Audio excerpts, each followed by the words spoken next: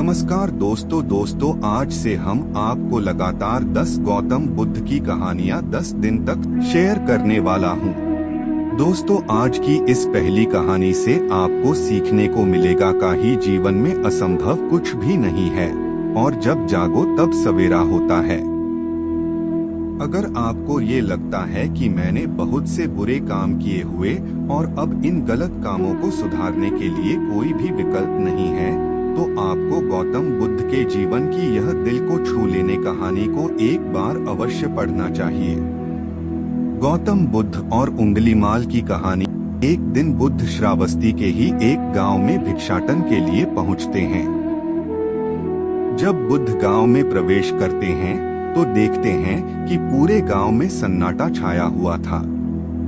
दूर दूर तक कोई व्यक्ति नजर नहीं आ रहा था।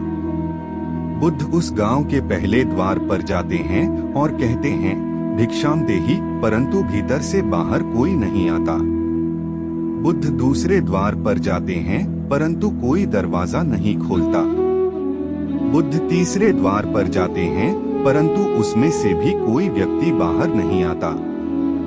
फिर अचानक एक दरवाजा खुलता है जिसमें से एक व्यक्ति बाहर निकलता है। वह जल्दी से बुद्ध का हाथ पकड़ता और उन्हें अपने घर में ले जाता है और कहता है, क्षमा करें बुद्ध, परंतु इस समय आप बाहर नहीं जा सकते। उंगलीमाल को श्रावस्ती की सीमा पर देखा गया है। सभी गांव वाले डर के मारे अपने अपने घरों की खिड़कियां दरवाजे बंद करके बैठे हुए हैं। बुद्ध उस व्यक्ति से पूछते हैं, कौन है ये उंगलीमाल और उससे इतना भय क्यों है? वह व्यक्ति कहता है, उंगलीमाल एक राक्षस है। उसे जो भी मनुष्य मिलता है, बच्चा, वृद्धि, स्त्री या पुरुष, यहाँ तक कि सन्यासी भी, वह किसी को भी नहीं छोड़ता। महाराज प्रसन्नजीत के सैनिक भी उससे डरते हैं। बुद्ध उस व्यक्ति से पूछते हैं, क्या वह यह सब धन के लालच में करता है? वह व्यक्ति कहता है, नहीं, धन का उसे कोई लालच नहीं है। वह जब भी किसी मनुष्य पर वार करता है तो उसकी उंगली काटकर अपने गले की माला बनाता है। इसलिए उसका नाम उंगलीमाल पड़ गया है। और यह भी सुना है कि जब उसके गले की माला में 100 उंगलियां पूरी हो जाएंगी तो उसकी विनाशक शक्तियां और भी ज्यादा बढ़ जाएंगी। बुद्ध कहते हैं, आभार आपका, आपने मुझे उसके बारे में बताया। वह व्यक्ति कहता है, कृपा कर आप बाहर ना जाएं। वह आप पर भी वार कर सकता है। बुद्ध कहते हैं, भय से अपनी राह छोड़ दो, ऐसा मैंने कभी नहीं किया। मुझे भिक्षा मांगता देख जन जन के हृदय में उंगलीमाल का भय कम होगा। वह व्यक्ति कहता है, नहीं बुद्ध, आप मत जाइए, वह बहुत खतरनाक है। बुद्ध कहते हैं, वह खतरनाक नहीं, दुखी है और मुझे उसके पास जाना होगा, उसे मेरी आवश्यकता है। इतना कहकर बुद्ध उस व्यक्ति के पास से चले जाते हैं। कुछ दूर चलने के बाद बुद्ध वन में प्रवेश करते हैं। वन में चारों ओर एक सन्नाटा छाया होता है। दूर दूर तक ना तो कोई मनुष्य और ना ही कोई पशु पक्षी दिख रहा होता है, परंतु बुद्ध अपने मार्ग में आगे बढ़ते रहते हैं। अचानक बुद्ध के सामने उंगलीमाल आकर खड़ा हो जाता है। उसका रूप इतना डरावना होता है कि कोई भी व्यक्ति उसे देखकर भयभीत हो जाए। उसके गले में उंगलियों की माला होती है। चेहरा और हाथ रक्त से सने होते हैं और शरीर बलशाली होता है। उसका रूप इतना भयानक होता है कि किसी भी साधारण व्यक्ति के प्राण तो उसे देखते ही निकल जाएं, परंतु बुद्ध पर उंगलीमाल के डरावने रूप का कोई असर नहीं होता। बुद्ध कुछ क्षण तक एक शांत मुस्कुराहट के साथ उंगलीमाल की तरफ देखते हैं और फिर उसकी बगल से निकल अपने मार्ग में आगे बढ़ जाते हैं।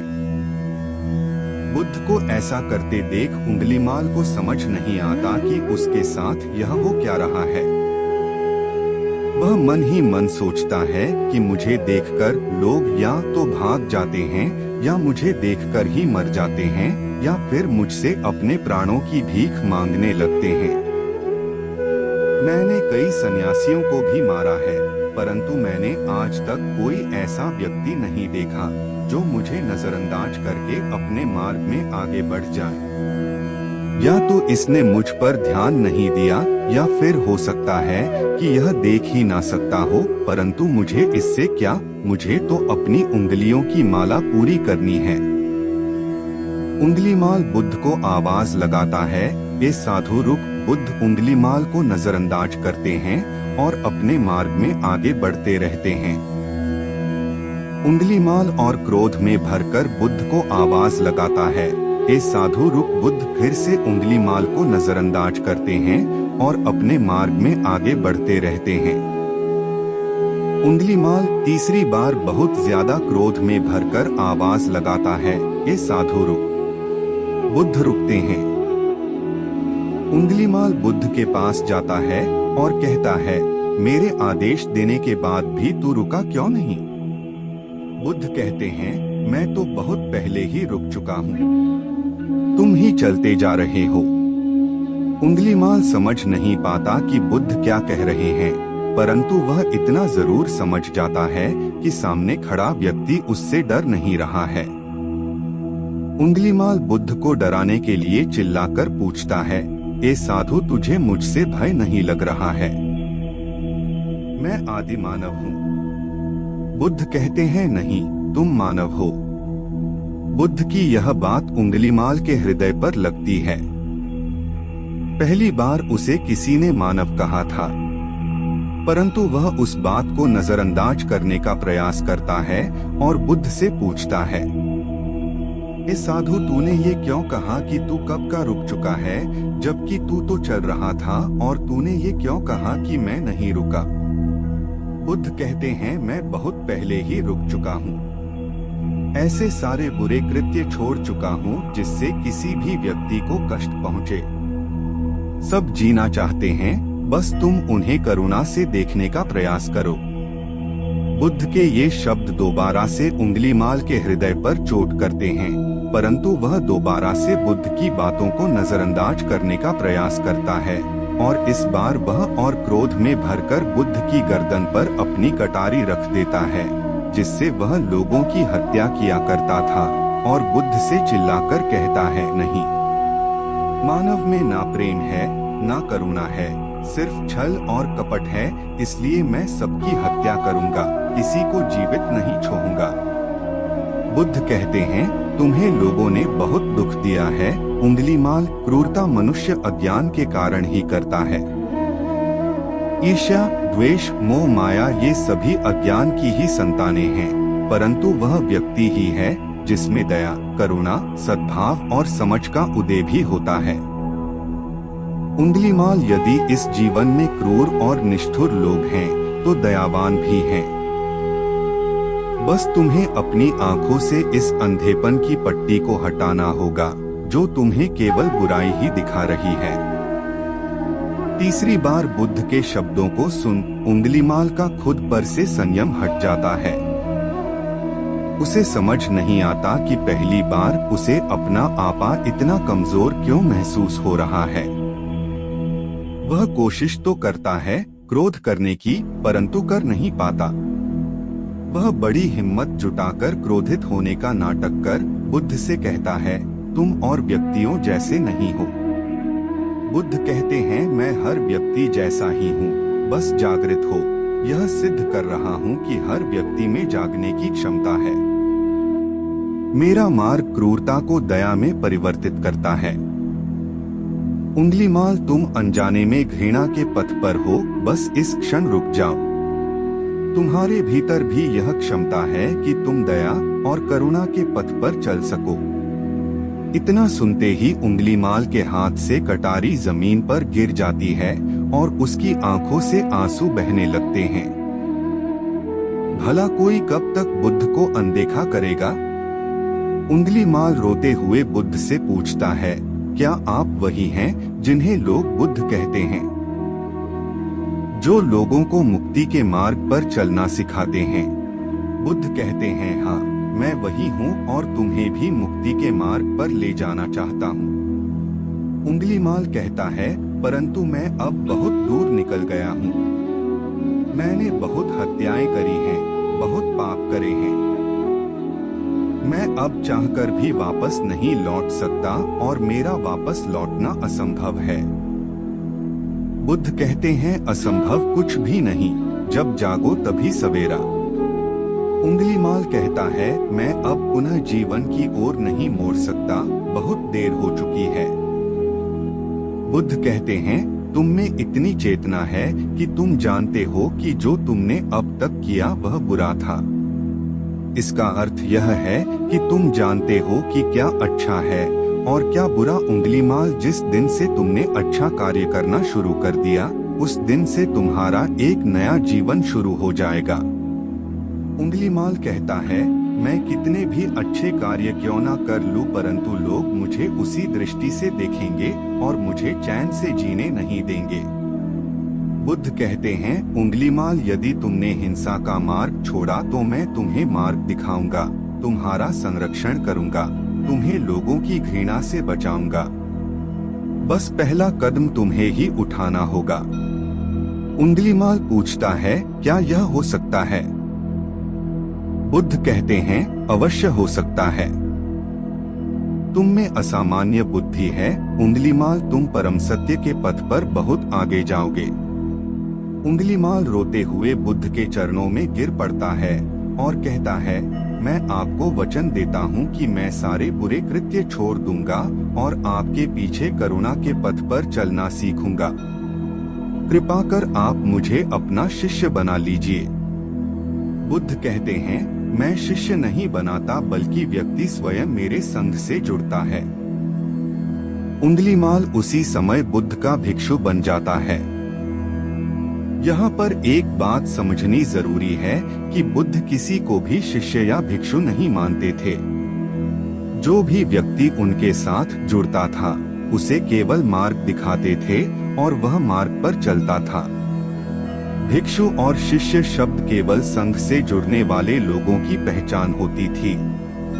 कहानी में आगे बढ़ते हैं। बुद्ध का भिक्षु बनने के बाद उसका नाम अहिंसक पड़ जाता है। दोस्तों, बुद्ध ने जैसा उसका नाम रखा था, ठीक वैसा ही वह बन चुका था। आइए जानते हैं कि कैसे उंगलीमाल राक्षस एक अहिंसक बना। इसीलिए आर्टिकल के अंत तक बने रहिए।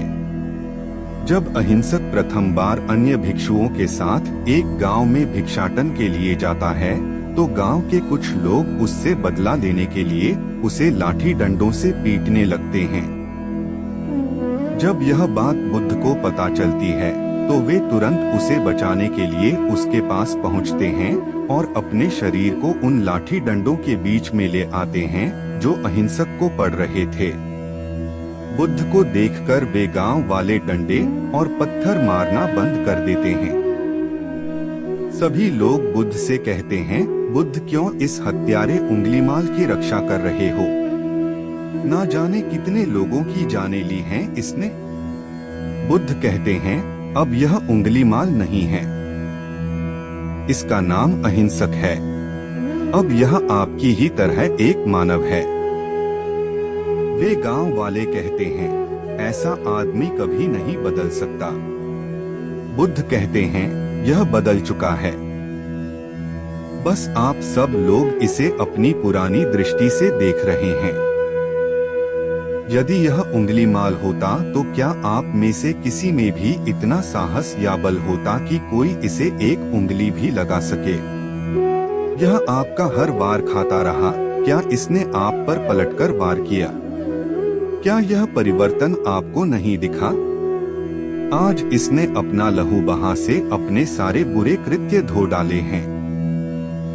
आप लोगों के द्वारा इतनी मार खाने के बाद भी इसकी आंखों में आपके लिए क्रोध नहीं है। क्या यह बदलाव आपको नहीं दिख रहा है? यह तो बदल गया, परंतु आप कब बदलोगे?